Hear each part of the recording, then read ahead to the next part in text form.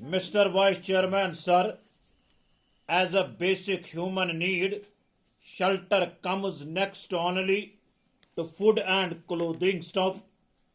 Even the early man discovered caves to seek shelter against the vagaries of nature stuff.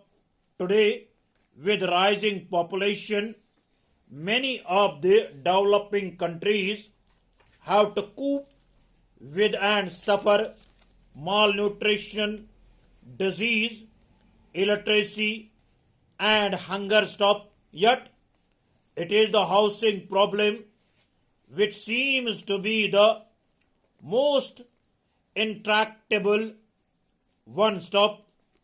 About 1/4 of the world's population in either houseless or lives in abysmally poor and unhealthy environment stop. In India, sir, according to the 1981 census, 2 lakh urban households and another 4 lakh rural households have been without shelter stop. Taking into account the overcrowding and the awful congestion and the need to replace the kacha houses and repair the degraded and dilapidated ones, the actual housing deficit is to the tune of 60 lakh in urban areas and 190 lakhs in rural areas. Stop. This deficit of housing is expected to rise to 40 million by the year 2000 AD. Stop.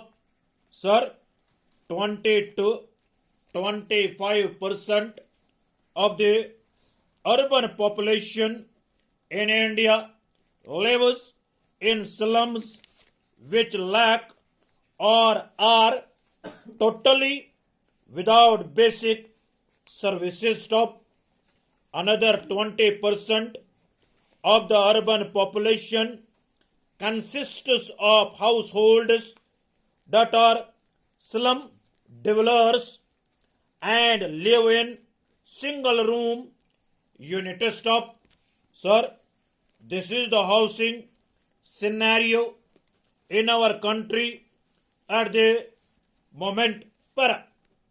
In the early years of our planning with the weak economy that was inherited at the time of independence, housing was not on the top of national agenda. Stop.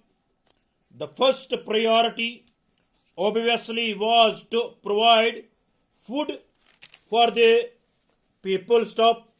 A massive national program and endeavor has resulted in sufficiency in food, and we can be legitimately proud of our industrial progress.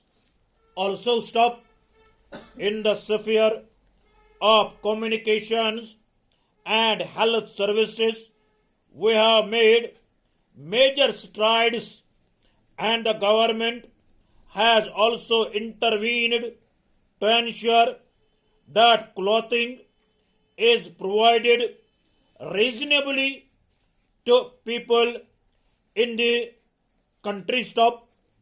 With a fair amount of success in the other spheres, the attention now has obviously to turn to housing and of course to education. Stop.